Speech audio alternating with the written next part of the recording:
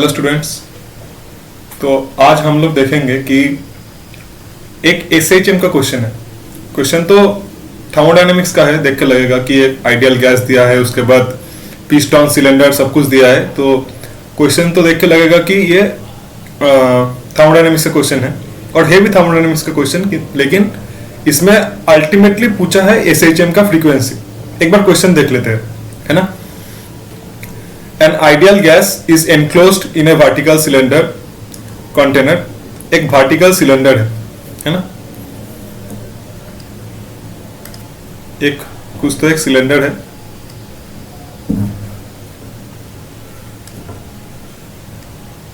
उस सिलेंडर का एक पिस्टन है जो फ्रीली मूव करता है, मतलब इसके बीच में कोई फ्रिक्शन नहीं है, मतलब सिलेंडर और जो वॉल है उसके बीच में कोई फ्रिक्शन नहीं है।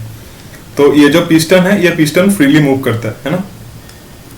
तो उसके बाद क्या पूछा है, पिस्टन का मास है m। जो भी बोला है ना क्वेश्चन में, उसको एक बार जब भी तुम पढ़ो, ऐसे ब्लाइंडली क्वेश्चन मत पढ़ो, जितना देर क्वेश्चन पढ़ो उतना समझो, उसके बाद उसका पिक्चराइजेशन करो। कि इंटरप्रेट करना बहुत एक इंपॉर्टेंट स्किल्स है जेई एडवांस में और जेई मेंस में।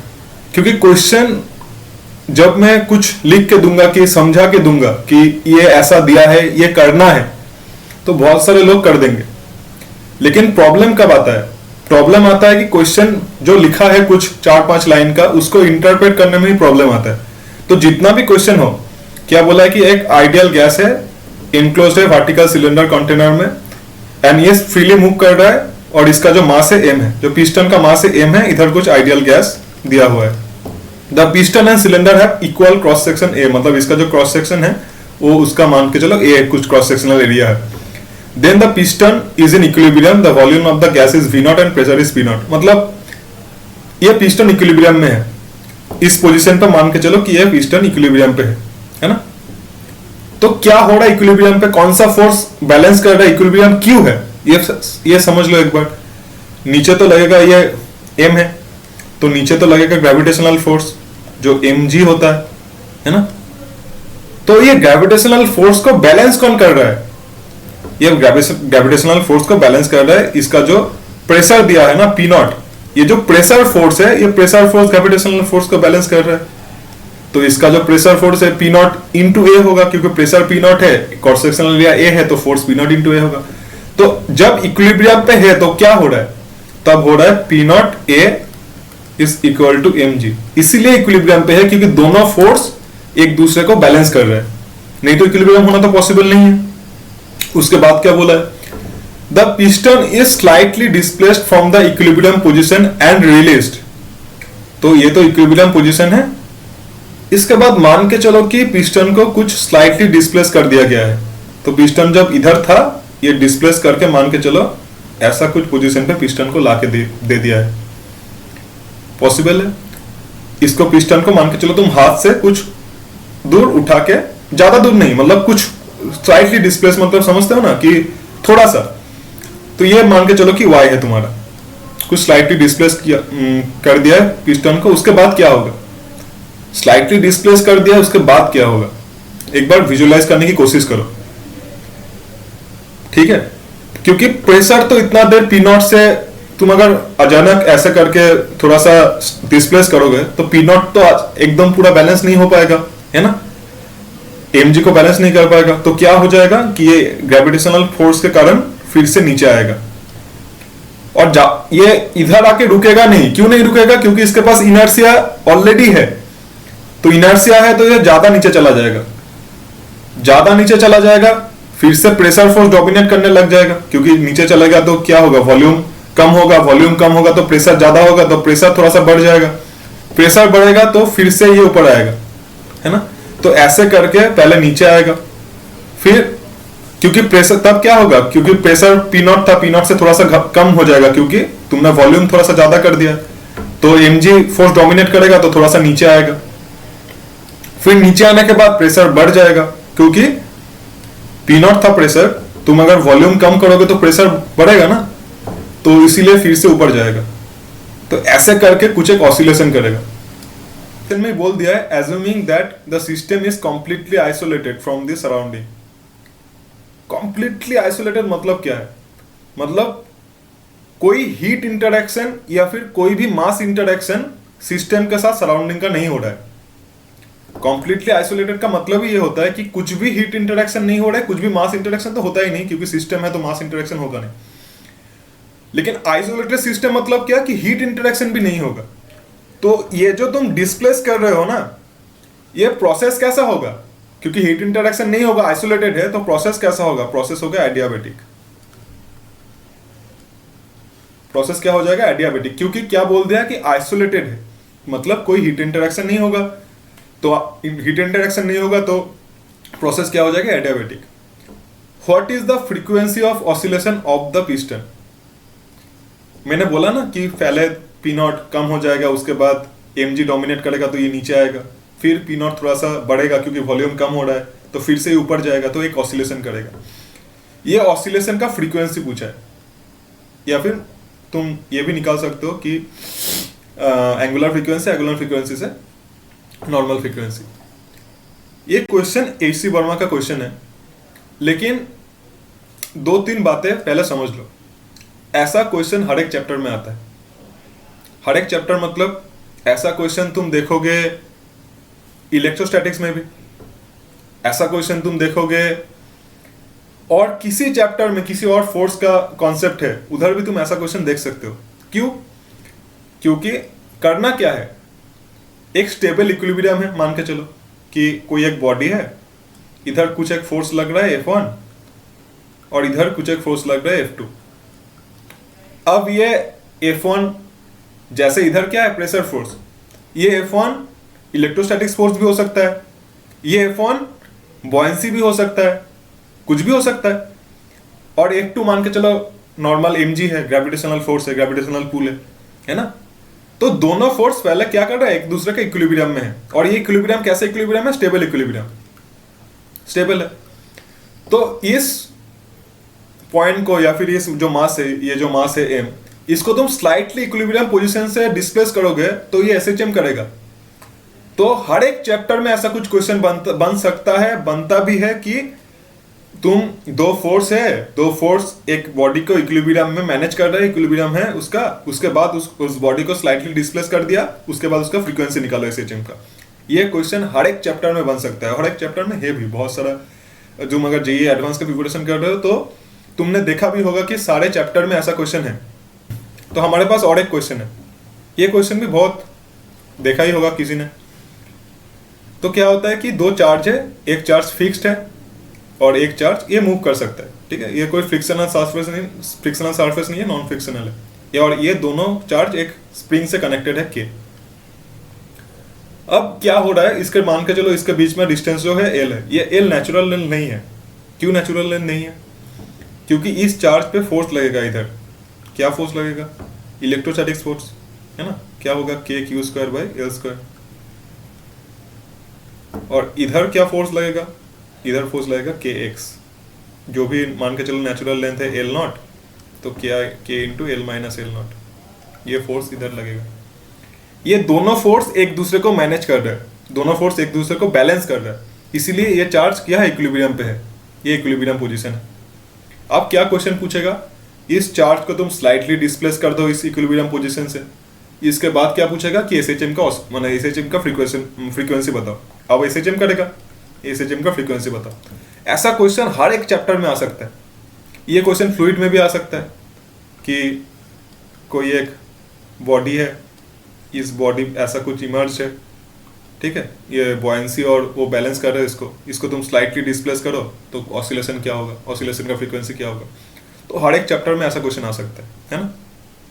तो हम लोग सबसे पहले इस क्वेश्चन को, जो भी हमारे पास क्वेश्चन है, ये जो आइडियल गैस वाला क्वेश्चन है, इस क्वेश्चन को अच्छे से सॉल्व करेंगे एक मेथड से, जो मेथड ऑलमोस्ट कॉमन है, सभी करते हैं, करना भी चाहिए। फोर्स बैलेंस करते हैं, उसके बाद उस फोर्स को जो डिस्टोर्ट फोर्स है, उस फोर्स को KX से कंपेयर करते हैं, है ना।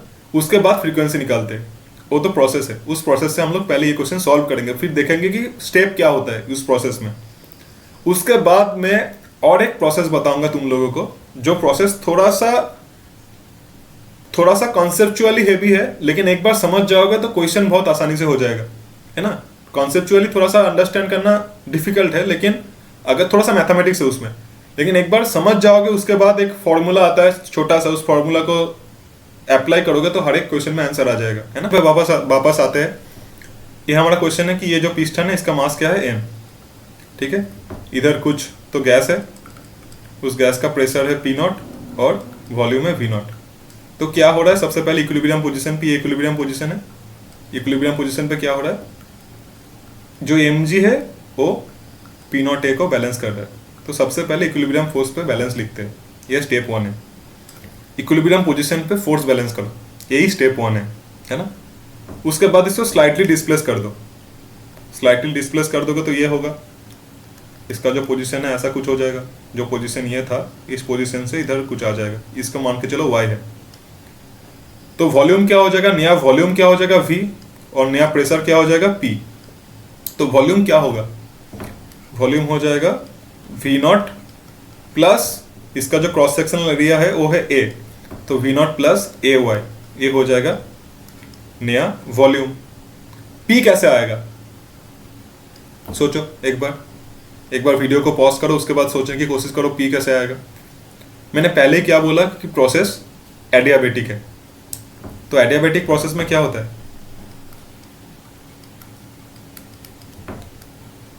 है ना, ये एडियाबेटिक प्रोसेस का ऐसा ही होता है। तो हम लोग ऐसे एडियाबेटिक प्रोसेस से P निकालेंगे, तो P क्या आएगा, तो तुम एक बार कैलकुलेशन देख सकते हो कि P हमारे पास कुछ ऐसा आ रहा है कि P equal to P0 into 1 plus AY by V0 to the power minus gamma, ठीक है। ये तो हमारा P आ गया।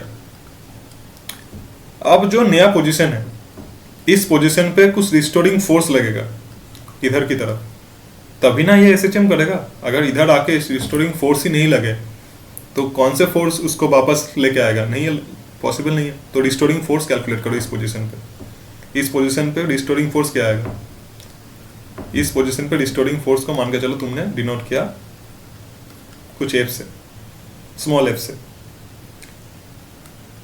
नीचे की तरफ क्या लग रहा है, mg। ऊपर की तरफ क्या लगेगा, p इंटू ए, P0 नहीं होगा, p होगा, क्योंकि नया प्रेशर क्या है p, तो माइनस p इंटू ए, ठीक है। हमारे पास p पता चल गया, m तो पता ही है, g पता है, a पता है, सब कुछ पता है। तो रिस्टोरिंग फोर्स का हम लोग वैल्यू देखते हैं क्या आता है। रिस्टोरिंग फोर्स का वैल्यू ये आएगा।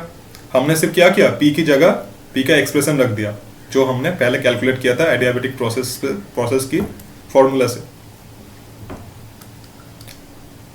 इसके बाद ना एक चीज तुमको यूज करने के लिए आएगा, वो चीज क्या है कि तुमने जब इक्विलिब्रियम पोजीशन पे जो फोर्स बैलेंस किया था, ये जो पहला स्टेप था ना, इक्विलिब्रियम पोजीशन पे फोर्स बैलेंस किया था, उस फोर्स बैलेंस का एक्सप्रेशन इधर तुमको यूज करना पड़ेगा। mg इक्वल टू क्या आएगा, P0 into A minus P0 1 plus AY by V0 minus gamma into A. y है, ये y बहुत छोटा है, स्लाइटली डिस्प्लेस बोला है। अगर y बहुत छोटा है तो AY बाई V0 ये भी बहुत छोटा होगा, a बाई V0 ये तो सिर्फ लेंथ ही होगा ना, कि y बाई L क्या होगा, फिर बहुत छोटा हो जाएगा, है ना। तो बहुत छोटा होगा तो क्या कर सकते हो, बायनोमियल एक्सपेंशन से। तो SHM में फोर्स का फॉर्मूला क्या आता है, F इक्वल टू kx, इधर हमारा y आया, तो k का वैल्यू क्या आ जाएगा, k का वैल्यू आ जाएगा ये P0 a square gamma by V0 into यही आ जाएगा k का वैल्यू। फ्रीक्वेंसी का फॉर्मूला क्या होता है, ओमेगा, क्या होता है बताओ, root over k by m, यही होता है फ्रीक्वेंसी का फॉर्मूला। तो फ्रीक्वेंसी का फॉर्मूला क्या आ जाएगा, root over gamma P0 a square by m V0। ये फ्रीक्वेंसी का फॉर्मूला आ गया। अगर तुम इससे ये निकालना चाहो तो क्या आएगा, ये ओमेगा इक्वल टू क्या होता है, 2 पाई f, तो f इक्वल टू क्या आ जाएगा, 1 by 2 pi root over gamma P not A square by M V not. तो ये हमारा फ्रीक्वेंसी का फॉर्मूला आ जाएगा। तो हम लोग एक बार स्टेप देख लेते हैं क्या करना होता है। पहले स्टेप में इक्विलिब्रियम पोजीशन पे फोर्स बैलेंस करो। इक्विलिब्रियम पोजीशन जो है उसमें फोर्स बैलेंस करो।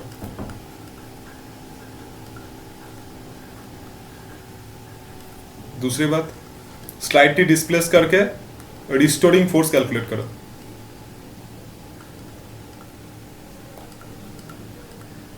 रिस्टोरिंग फोर्स कैलकुलेट करके उसको कोशिश करो कि के एक्स फॉर्मेट में लाने के लिए। यही 3 स्टेप है। उसके बाद के आ जाएगा, के एक्स में के आ गया तो ओमेगा आ जाएगा। ओमेगा आ गया तो एफ कुछ भी पूछ ले आ ही जाएगा। टाइम पीरियड पूछ ले, टाइम पीरियड भी आ जाएगा, है ना। तो ये 3 स्टेप तुमको फॉलो करना होगा। इक्विलिब्रियम पोजीशन पे फोर्स बैलेंस करो क्योंकि उसका जो इक्वेशन है वो बाद में काम में आएगा। रिस्टोरिंग फोर्स कैलकुलेट करो। रिस्टोरिंग फोर्स को के एक्स या फिर के वाई जो भी तुमने डिस्प्लेसमेंट जिधर डायरेक्शन में लिया है उस टर्म्स में लिखने की कोशिश करो, है ना। बाइनोमियल एक्सपेंशन लगाना पड़ेगा, कभी कुछ और लगाना पड़ेगा, उसको करने की कोशिश करो। क्योंकि स्लाइटली डिस्प्लेस है ना, ये जो स्लाइटली वर्ड है इस वर्ड को यूज करके कुछ मतलब डिडक्शन करना पड़ेगा। उसके बाद के आ गया तो ओमेगा आ जाएगा, ओमेगा आ गया तो एफ आ जाएगा, टाइम पीरियड आ जाएगा, सब कुछ आ जाएगा। ये है हमारा पहला मेथड। पहला मेथड से भी बराबर आंसर आएगा, कोई प्रॉब्लम नहीं। लेकिन कौन से टाइप के क्वेश्चन में प्रॉब्लम होता है? अगर किसी क्वेश्चन में पोटेंशियल फील्ड बता दे, पोटेंशियल फील्ड कुछ ऐसा है, कुछ भी मान के चलो, तो फोर्स का फॉर्मूला क्या आता है? Minus D you by D x. यही फोर्स का फॉर्मूला आता है। अगर ऐसा कुछ पोटेंशियल फील्ड बता दे, कुछ भी फंक्शन, कुछ भी एक्स का फंक्शन बता दे,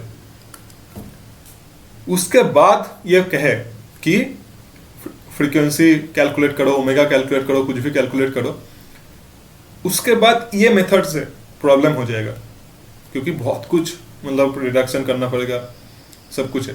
तो हम लोग दूसरा और एक मेथड देखेंगे अच्छा वाला, जिसमें एक लास्ट में एक फॉर्मूला आएगा। उस फॉर्मूला को यूज करने की कोशिश करना 3-4 क्वेश्चन में, तो यूज टू भी हो जाएगा तुम लोग। उस मेथड को हम लोग टेलर सीरीज का यूज करेंगे। टेलर सीरीज बहुत लोग पढ़ते भी है। अगर किसी ने नहीं पढ़ा तो पहले मैं 5 मिनट इंट्रोडक्शन कर देता हूँ टेलर सीरीज है क्या। उसके बाद टेलर सीरीज का एक्सपेंशन को यूज करके हम लोग एक फॉर्मूला क्रिएट करेंगे ऐसे टाइप के क्वेश्चन को हैंडल करने के लिए। तो stay with me. Taylor series एक इनफाइनाइट सीरीज है। उससे हम लोग करते क्या है, कोई भी फंक्शन हो, अगर उस फंक्शन की ए पॉइंट पे वैल्यू पता है, कुछ भी पॉइंट है, एक्स इक्वल टू ए मान के चलो, उसके जो नेबरहुड है उस नेबरहुड में फंक्शन को एक्सपेंड किया जाता है इस पॉलिनोमियल फॉर्म में। कोई भी फंक्शन, उसका डिफरेंशिएशन तो कैलकुलेट कर ही सकते हो, एफ डैश है, एफ डबल डैश है बाई 2 फैक्टोरियल। और ये क्या है, ये तुम अगर पूरा एक्सपेंड करोगे तो कैसा आएगा, एक पॉलिनोमियल फंक्शन आएगा। तो किसी भी एक फंक्शन को एक नेबरहुड में एक्सपेंड किया जाता है किसी भी एक पॉइंट के। अगर तुम्हें इसमें एफ ऑफ ए डाल दो, अगर एक्स इक्वल टू ए डालोगे तो क्या आ जाएगा, देखो सब कुछ 0 हो जाएगा, तो F of A equal to F of A आ जाएगा, है ना। तो अगर एक्स ए की नेबरहुड में है तो हम लोग ऐसे कैलकुलेट करते हैं फंक्शन की वैल्यू। यही टेलर सीरीज है। और जब तुम ए को 0 डाल दोगे तो ऐसा सीरीज आ जाएगा, है ना। ये क्योंकि ए 0 है, इसको ही बोलते हैं मैक्लॉडियन सीरीज, है ना। बहुत सारे लोगों को मैक्लॉडियन नाम नहीं पता होगा लेकिन टेलर नाम पता होगा। लेकिन ए इक्वल टू 0 डाल दोगे तो अब उसको अलग नाम दे देते हैं मैक्लॉडियन सीरीज। अलग कुछ नहीं है, सिर्फ ए इक्वल टू 0 है, ठीक है। इस प्रोसेस से हम लोग जब लिमिट पढ़ते हैं मैथ में, हम लोग सब कुछ फंक्शन का एक्सपेंशन इसी मेथड से कैलकुलेट करते हैं। तुम इसमें ही e to the power x इसका एक्सपेंशन कैलकुलेट करना, ये ऐसा आएगा जो सब लोग पढ़ते हैं। sin x का एक्सपेंशन कैलकुलेट करना, सब कुछ आ जाएगा इसी फॉर्मूला से। ये मेन फॉर्मूला है, हम लोग बहुत सारे लोग पढ़ते भी है। कुछ अगर नहीं पढ़ते हो तो तुम ये चेक कर लेना कि इसका एक्सपेंशन इसी फॉर्मूला से आता है ना, मैक्लॉडियन सीरीज से आता है। तो ये था बेसिक इंट्रोडक्शन टेलर सीरीज और मैक्लॉडियन सीरीज का। टेलर सीरीज तो हम लोग जनरल टर्म्स में, मैक्लॉडियन सीरीज सिर्फ ए इक्वल टू 0 डालते हैं, उसको ही हम लोग बोलते हैं मैक्लॉडियन सीरीज, है ना। तो ये जो मैक्लॉडियन सीरीज का कॉन्सेप्ट है, इसको हम कैसे यूज कर सकते हैं ऐसे टाइप के प्रॉब्लम में। सबसे पहले हम लोग देखेंगे कि जो पहला हमारा प्रॉब्लम था उसमें हम लोग इक्विलिब्रियम पोजीशन पे फोर्स कैलकुलेट कर लिया। इक्विलिब्रियम पोजीशन पे तो कुछ फोर्स आ नहीं रहा था, दोनों फोर्स बैलेंस कर रहा था। लेकिन जब हम लोग स्लाइटली उसको डिस्प्लेस किया उसके बाद उसका रिस्टोरिंग फोर्स आया। तो रिस्टोरिंग फोर्स का जो फंक्शन है उसको कैलकुलेट कर लो। कुछ ना कुछ एफ ऑफ वाई फंक्शन आएगा, रिस्टोरिंग फोर्स तो आएगा। रिस्टोरिंग फोर्स अगर नहीं आएगा तो पॉसिबल नहीं है एसएचएम करना, है ना। एक बार बताओ हमारा एफ ऑफ जीरो क्या होगा। वीडियो को पॉज करो, एक बार सोचो एफ ऑफ जीरो क्या होगा। कर लिया? एफ ऑफ जीरो होगा जीरो, क्योंकि इक्विलिब्रियम पोजीशन पे कुछ फोर्स है ही नहीं। इक्विलिब्रियम पोजीशन पे कैसा फोर्स आएगा? इक्विलिब्रियम पोजीशन पे फोर्स आना पॉसिबल है क्या? इक्विलिब्रियम पोजीशन तभी है ना जब फोर्स नहीं है। तो एफ ऑफ जीरो क्या आएगा? जीरो। तो इसी मेथड से, क्योंकि y क्या है, y जीरो के नेबरहुड में ही है, ये तुम्हारा जीरो पोजीशन है, इक्विलिब्रियम पोजीशन रेफरेंस फ्रेम है। y जो स्लाइटली तुम डिस्प्लेस कर रहे हो वो तो नेबरहुड पे ही है ना, क्योंकि स्लाइटली डिस्प्लेसमेंट है। तब एफ ऑफ y को तुम ये मैक्लोरियन सीरीज से लिख सकते हो, है ना। F of zero plus F dash zero into Y F double dash zero by 2 factorial into Y square plus ऐसे इन्फिनिट करते हो जाएगा। एफ ऑफ जीरो का वैल्यू क्या है? जीरो। एक चीज बताओ, अगर स्लाइटली डिस्प्लेसमेंट कर रहे हो तो तुम हायर ऑर्डर टर्म को नेग्लेक्ट भी कर सकते हो। ये कॉन्सेप्ट बहुत सारे लोगों को पता होगा, हम लोग तो इधर भी कर रहे थे ना। हम लोग जो पहले मेथड से भी सॉल्व कर रहा था तब भी हम लोगों ने बाइनोमियल एक्सपेंशन का कॉन्सेप्ट लगाया। बाइनोमियल एक्सपेंशन भी इस फॉर्मूला से आ जाएगा। तो बाइनोमियल एक्सपेंशन से भी हम लोग हायर ऑर्डर टर्म को नेग्लेक्ट कर रहे थे।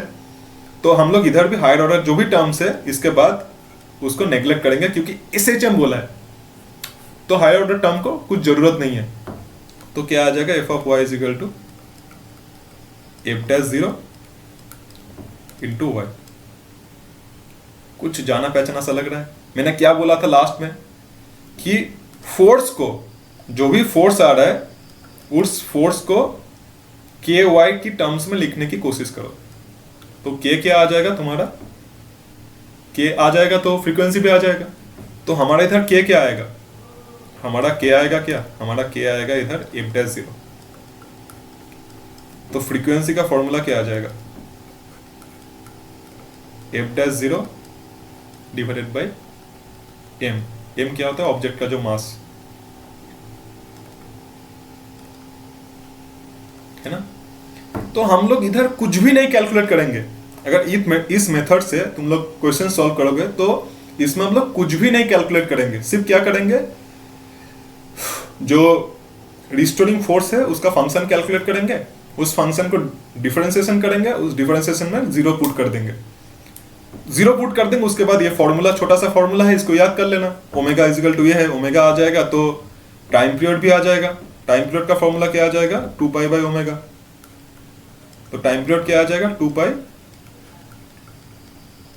M by F dash zero.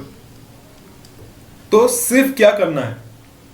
Restoring force calculate करना है। रिस्टोरिंग फोर्स कैलकुलेट करके डिफरेंशिएशन करना है, उसके बाद डिफरेंशिएशन को जीरो डालना है। यही करना है और कुछ नहीं। अब तुमको लगेगा सर ये तो बहुत लेंदी मेथड है। लेंदी नहीं है, तुम थोड़ा सा प्रैक्टिस कर लेना। 4-5 क्वेश्चन जिधर भी तुमने एसएचएम का किया है ऐसा वाला क्वेश्चन, ये मेथड से दोबारा एक बार सॉल्व करना। क्योंकि कुछ भी मेथड तुम करके जाओ, कितना भी ट्रिकी मेथड करके समझ के जाओ, अगर तुम प्रैक्टिस नहीं करोगे तो एग्जाम में अप्लाई नहीं कर पाओगे। कोई कुछ नहीं कर सकता। अगर एक बार मेरा वीडियो देख के तुम लोग पता चल गया ऐसा करके तुम एग्जाम में अप्लाई नहीं कर पाओगे। एग्जाम में अप्लाई करने के लिए क्या करना पड़ेगा? इसको 4-5 क्वेश्चन में अप्लाई करके देखो कि कैसे मैं कर रहा, कैसे मेरा फॉर्मूला आ रहा था, आंसर मैच कर रहा था कि नहीं कर रहा था, क्या प्रॉब्लम आ रहा था मेरे को कैलकुलेट करने में। तो प्रैक्टिस करना पड़ेगा, है ना।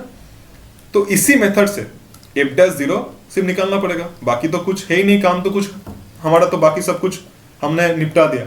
हम लोग क्या बोला कि कुछ भी नहीं करना है, सिर्फ रिस्टोरिंग फोर्स कैलकुलेट करना है। रिस्टोरिंग फोर्स कैलकुलेट कर लिया तो डिफरेंशिएशन मुझको आता है, डिफरेंशिएशन करके जीरो डाल देंगे। That's it. इसी मेथड से एक बार वीडियो को पॉज करो और जब हमने पहला मेथड से क्वेश्चन किया उसका एफ डैश जीरो कैलकुलेट करके मुझे दिखाओ। वीडियो को पॉज कर लिया, उसके बाद चेक करो कि आया क्या नहीं आया, है ना। आया सबका? आ गया? ठीक है, देखो करते हैं हम लोग। हमारे पास एफ, ये हमारा एफ आ रहा था। अब क्या करेंगे हम लोग, इधर पी की वैल्यू डाल देंगे। पी की वैल्यू क्या था, एडियाबेटिक प्रोसेस था ना, तो P not V naught to the power gamma equal to P V to the power gamma आ रहा था। तो पी की वैल्यू क्या आएगा, P not V naught to the power gamma divide by V to the power gamma. अब इसको सिर्फ डिफरेंशिएशन करो और कुछ नहीं करना है। पहला वाला डिफरेंशिएशन तो जीरो आएगा, P not V not gamma A सब कुछ कांस्टेंट है, तो ये सबसे पहले एक बार लिख लो। V to the power gamma Y की फंक्शन है, सिर्फ इसको डिफरेंशिएशन करना पड़ेगा क्योंकि बाकी सब तो कांस्टेंट है। तो V to the power gamma का डिफरेंशिएशन क्या आएगा, gamma V gamma minus one, उसके बाद क्या आएगा D V upon D Y, है ना, ऐसा ही आएगा। एफ डैश वाई क्या आएगा, ऐसा ही आएगा कुछ, ठीक। एफ डैश जीरो क्या आएगा, अगर इसमें जीरो डाल दोगे तो v ऑफ जीरो क्या आएगा, क्योंकि v भी y की फंक्शन है, v ऑफ जीरो क्या आएगा v नॉट, क्योंकि जीरो पे क्या था volume, y equal to zero पे वॉल्यूम क्या था v नॉट था ना। तो अगर तुम इधर जीरो डालोगे तो क्या आएगा, अगर जीरो डालोगे तो क्या आएगा, ये v नॉट आएगा, ये माइनस माइनस मर गया, ये अगर v नॉट आ गया तो इधर क्या बचेगा, सिर्फ v not to the power minus one बचेगा। देख लो एक बार क्या आ रहा है। ये डीवी डी वाई कैसे निकालोगे, v था क्या, v not plus A Y, तो डीवी डी वाई क्या आएगा, सिर्फ ए आएगा, तो ए इधर लिख दो। तो क्या ये आया था, तो ओमेगा क्या आ जाएगा,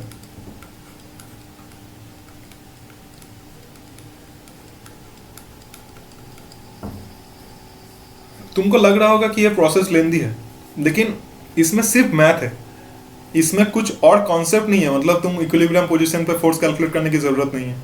उसके बाद तुम कभी भी ये सोचने की तुमको ज़रूरत नहीं है कि मैं कैसे केवाई की, मतलब केवाई की टर्म्स में कैसे लेके आऊँगा। ये अप्लाई करके देखना एक बार।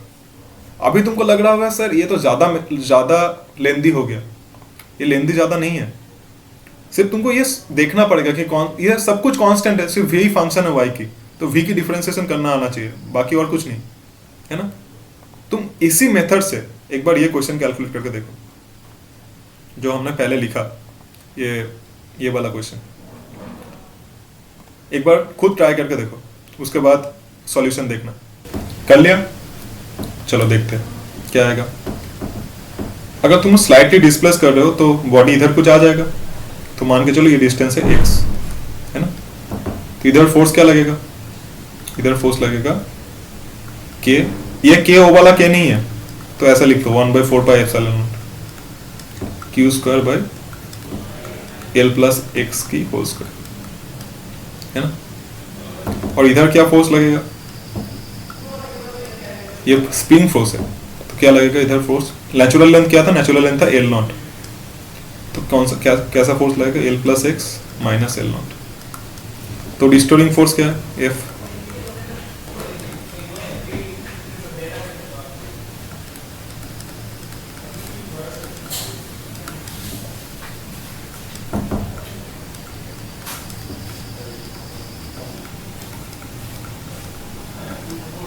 ये रिस्टोरिंग फोर्स है।